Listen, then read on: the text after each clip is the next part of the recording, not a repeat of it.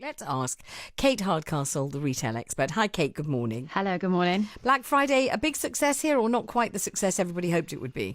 Well, I think if you're a retailer, to discount, be forced to discount in a period that used to be known as the golden quarter, where you'd make all your profit, probably doesn't feel like the best sales strategy in the world.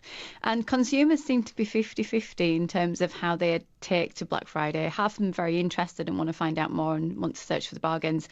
Half of them are just like your producer, fed up with all the emails, don't want to go near it.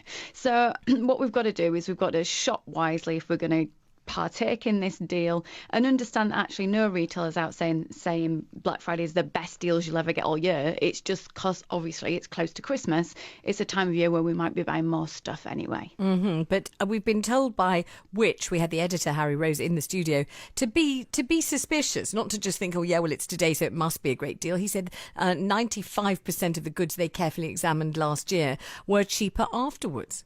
You must be very cautious any time you partake in any type of deal on retail, particularly with the way that marketing is, as you were talking about, the ticking down of online. That's a technique that's used very much, the flash sales, the idea of when it's gone, it's gone. This pressure buying makes us react because we do buy it emotionally. And that's really important. We've got to be very savvy when we're buying. And there are actually tools out there to help us check. There are price trackers and price checkers very easily available, particularly if you're buying larger cost items, to see how much that has cost over the year. And you will probably find that it's been cheaper at various times prior to Black Friday. As I say, this period is only taken off in terms of discounting because it suits us. It's normally a time where we're looking for extra items than we'd normally buy. And what about this idea that the high street is really on its last legs? It's juddering along with tremendous difficulty. And this thing that's beginning to kind of get on my nerves now, which is this stuff about, shops have to be experiences if you're going to one. It's really annoying, I find. I don't know what anyone means. As far as I'm concerned, if you go shopping, you want to go shopping. You don't want to go bowling. You don't want to see a film. You want to go shopping. Otherwise, you want to go and see a film and you don't want to go shopping. I don't get this whole kind of experiential thing. But you might be able to explain it to me. After all, this is what you do as a retail expert. Do you think I'm wrong to be kind of made irritable by this, but really it's a terrific idea and that's the only way the high street can survive? Vanessa, I think you're very rarely wrong on this. I think it's barely an excuse in terms of retail is in trouble. It needed to have adapted and changes. Strategies needed to be longer term rather than shorter term. And that's why we see this relishing of discounting periods. It's what retailers know. It's how they fight the challenge. But the challenge has been going on for a decade now. I think that's probably how long you and I have been speaking. Our high streets are absolutely in a mess, as we heard from your caller. They need to be rectified and brought back to life. Now, that can't just be through retail. We're not going to have high streets full of retail shops anymore because we have online as a facility. And because we're buying less stuff and we are actually buying more experiences. But we've got to try and find ways in we can bring and solve other social issues in there. Isolation. We have an isolation crisis. We need people to get together. We've got an obesity crisis and a movement crisis. So how can we make our high streets more available to services like childcare facilities and then doctors, etc., and also have some movement opportunity in there, maybe some playing fields or somewhere that the kids can get together and play. So it needs big strategy thinking, not short-term solutions. And in terms of retail experiences, well, I understand that if you're going out and you're doing a bit of shopping, it's nice to meet with friends and engage with public, and therefore it's lovely if you can have experiences. And some people, as you know, are very driven by social media. They like to have the picture for the Instagram, so they want to be at a cocktail bar as well as doing their bits of shopping. However, when I hear that this is a fit-all solution for retail, it panics me because it's just like trying to suggest we have brow bars and hairdressers everywhere. There's only so much hair everyone's got. It isn't a complete fix-all to the high street.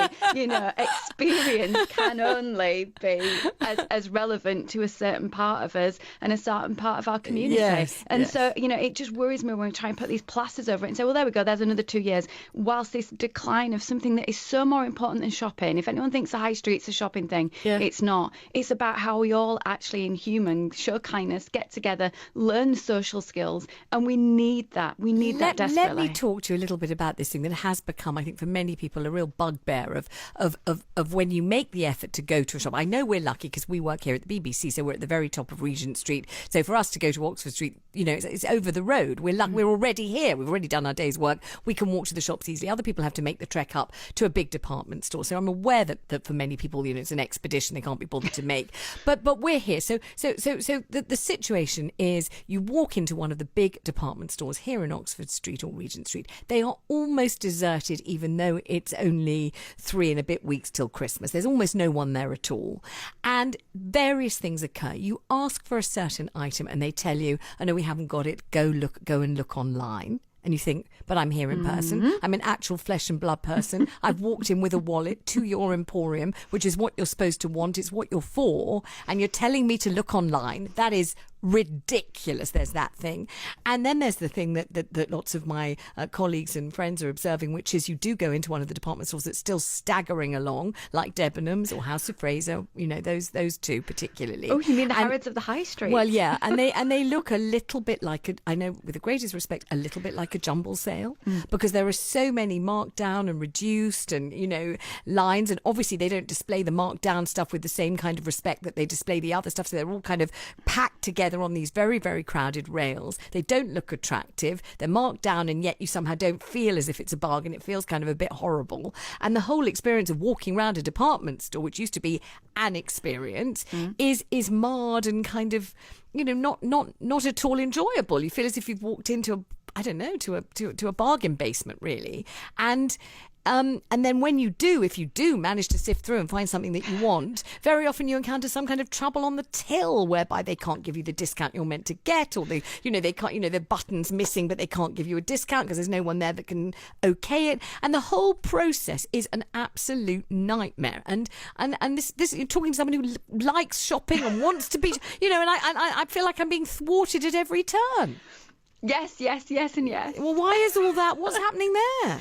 You are the voice of all of the people I speak to in all of my surveys, focus groups, etc. They are incredibly frustrated. And added into that list as well is the service element, that there are few people on the shop floor anymore to actually deal with your inquiry, to service you, to know about the product, to have the product knowledge. Surely, if we have online shopping, then bricks and mortar stores should offer the alternate to online shopping. So if we want speed and efficiency and a seamless service online, then stores should be all about people, human contact, customer service, and people that are there to help. That is how retail should happen. And unfortunately, there are people in boardrooms praising themselves for what they would call seamless. Well done us. When you came in store and we didn't have the stock, we directed you online. That's a seamless channel shopping where you and I look at it and say, missed opportunity, absolutely, brand disengagement. I'm here, sell me something. Yes, exactly. I'm here.